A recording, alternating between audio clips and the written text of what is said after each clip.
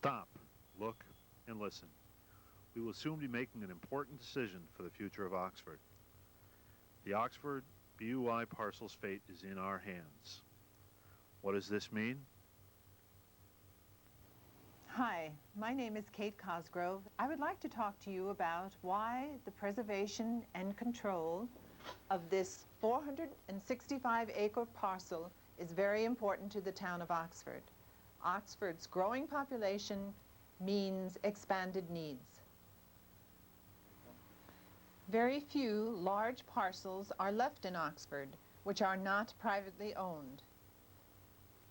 Preserving and controlling the use of this exceptional property can only enhance Oxford's quality of life for the future. Historically, Oxford's quality of life has been our most important attribute. On August 6, 1687, the Quaker Farms and Rockhouse Hill regions were bought from the Indians. Mention was also made of the Woodbury Path over Rockhouse Hill. On August 15, 1693, additional land was bought from the Indians by William Tomlinson, J. Lum, and T. Worcester. It was located between the 4 and 5 Mile Brook, now Rockhouse Hill Road.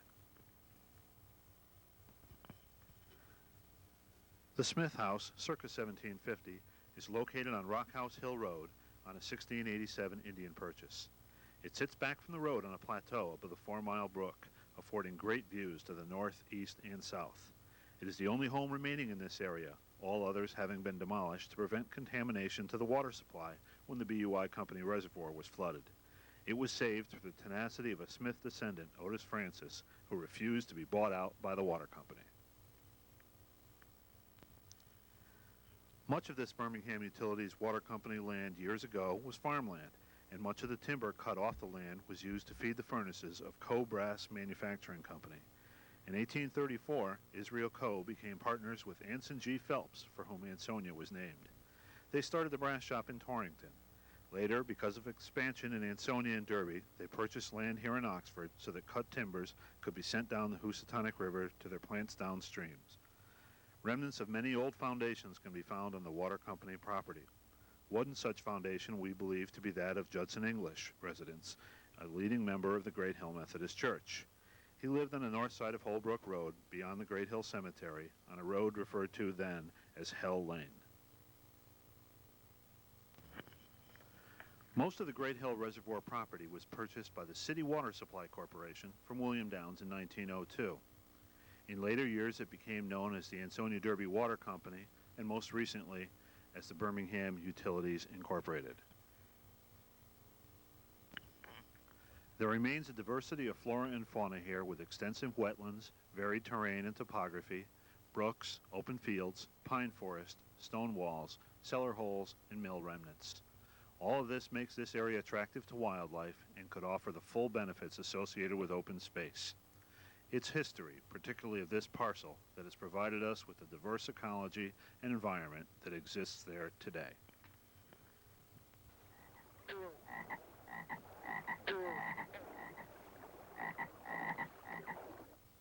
The great mixed hardwood forest of eastern North America once covered most of this region. It was one of the great forests of the world. When the Europeans arrived, they were astounded at the bounty of trees, animals, and good things to eat here. It was the bounty that is native to this region: hickory, oak, and pine trees, deer, turkey, and trout, raspberries, blueberries, and cranberries, and so much more.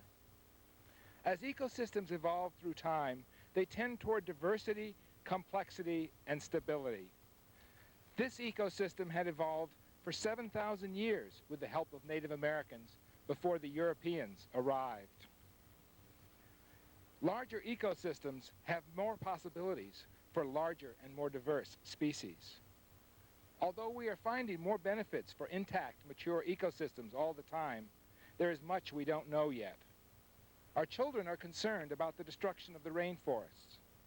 We all need to be concerned about the destruction of the forests in our midst. This forest is much more important to our well-being than any other, because it is here where we are. It is a place which creates clean air, pure water, stillness, and beauty. The tropical rainforests have a lot more in common with our northeastern forests than you might think. One specific example is those beautiful migrating songbirds that we all enjoy. They're in the tropics in the winter, but they come here in the spring to breed, to raise their young, and to get themselves strong again for the return trip to the tropics. We must remember that a forest is a complex, living system. As long as they remain intact, they provide us with good air, good soil, and clean water. In the early 1990s, the Housatonic Valley Association did an assessment of the water resources in the town of Oxford, and we found out several important things. One, there are only 2 groundwater resources that are rated GAA, which is the DEP classification for existing or potential public drinking water supplies. One of those is currently being used for public drinking water. That's the Oxford well field on Route 67. The other is an area along the 4 Mile Brook, which is a tributary of this Great Hill Reservoir. Another thing we found that all the other groundwater aquifers that are in the town are probably unsuitable for public drinking water supplies because of past contamination or existing land uses that are occurring now. 100% of the community relies on groundwater for all of their drinking water needs, with 90% of those people having a well in their own backyard using an individual supply. The Pomperaug Aquifer, which was once thought to have lots of water, is really going to be incapable of providing enough water to Oxford in the future to satisfy major demands. This reservoir has been out of service for more than 20 years, but it's retained its good water quality because the land has been left in its natural state. The watershed of this reservoir, which is all the lands that drain into the reservoir, has been protected because it has not been developed. If we don't continue to protect the watershed, this reservoir, which contains a huge amount of supply and would be available to the community in the future to supply their drinking water, can become contaminated and lost for the future. So we really need to preserve the pristine quality in order to preserve the water quality. Good morning. My name is Bob Martino, and I'm a longtime resident of Oxford, and I'm also the principal of the Quaker Farm School here in Oxford. I'm standing here on the Birmingham Utilities property with one of our students, Sarah, and behind me you can see a very large beaver hut that was built on the property. I feel very fortunate that I live in Oxford, and as a resident of Oxford, I have the opportunity to walk the land whenever I want, and I also feel a responsibility and an obligation to ensure that the land's available not only for me and my family to enjoy and for all the boys and girls in Oxford now to enjoy, but that in the future we're going to be able to ensure that future generations have the land available to them. As an educator, I see enormous potential in using the land as a sort of nature's classroom. I could envision teachers taking kids on buses to the area and using the area as an outdoor classroom. For instance, I think the obvious area would be science, gathering sample soils, water soils, rock samples, and bringing those samples back to the classroom, and then using those materials to promote, in this case, the area of science, testing the water sample, testing the soil sample, finding out not only about the samples themselves, but about the rich history that they hold. I think, too, the concept of an outdoor classroom lends itself wonderfully to addressing 2 areas in education that are critical to student learning. 2 things that we do that we need to consider when kids are learning are making the learning meaningful for kids and providing hands-on experiences for kids. I just can't think of a better setting than an outdoor classroom where we actually take the kids and they experience firsthand their learning.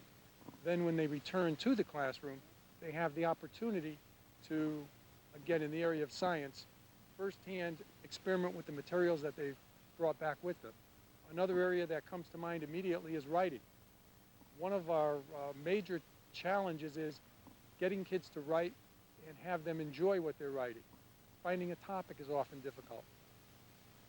being able to come back and use the material that they learned at the outdoor classroom as a vehicle to encourage them to write is a perfect opportunity for that. Finally, I think, as I mentioned earlier, we have a responsibility and an obligation to educate kids as to the responsibility they have in making sure and ensuring that the land is available not only for them, but for generations to come.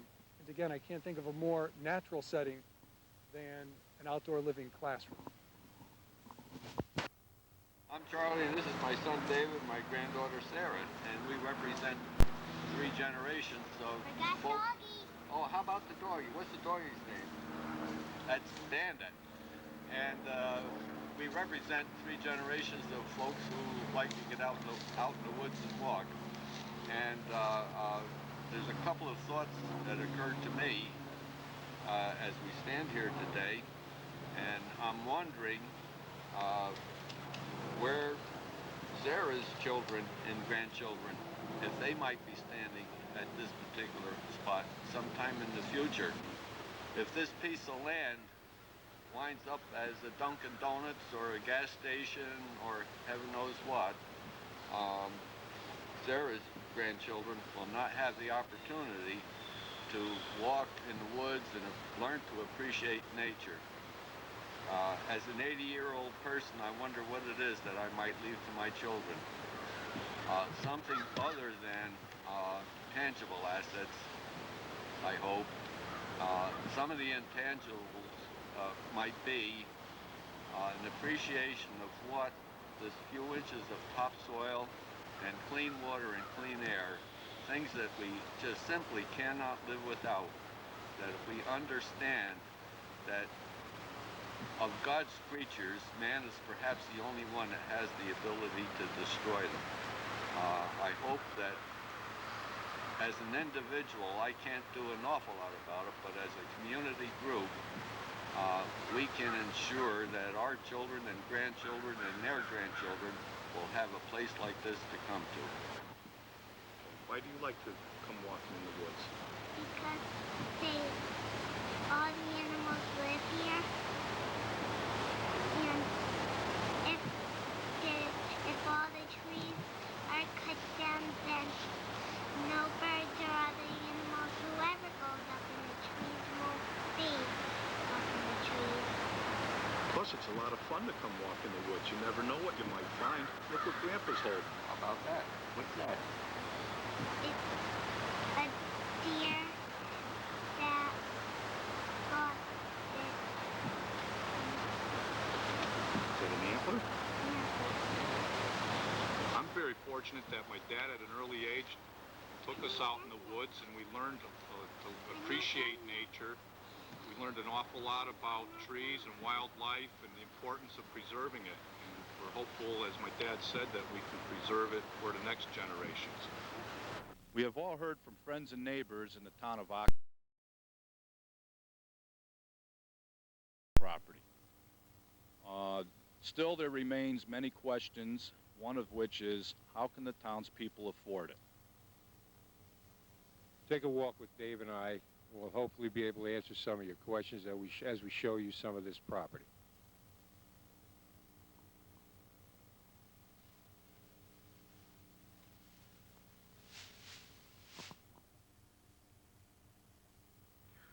Some people would say $6,100 per acre for raw land is too high a price to pay. But Seymour, Derby, Shelton, and Ansonia have all purchased water company property at significantly higher prices, some as high as $27,000 per acre. According to a professional engineer who surveyed this property, this tract of land would generate approximately 180 homes. He also stated that you could expect each home to yield 1.5 children per home, or approximately 270 students from this entire parcel.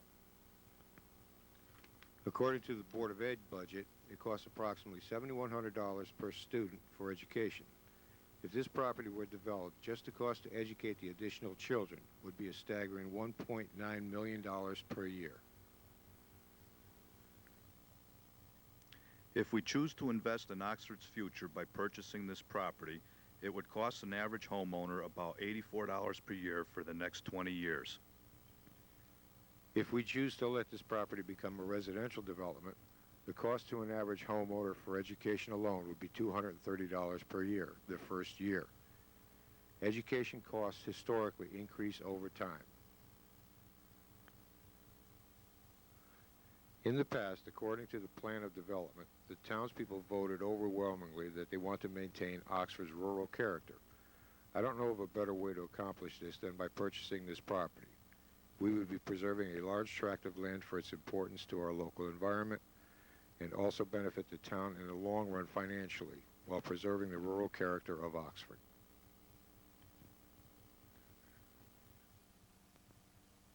Thank you.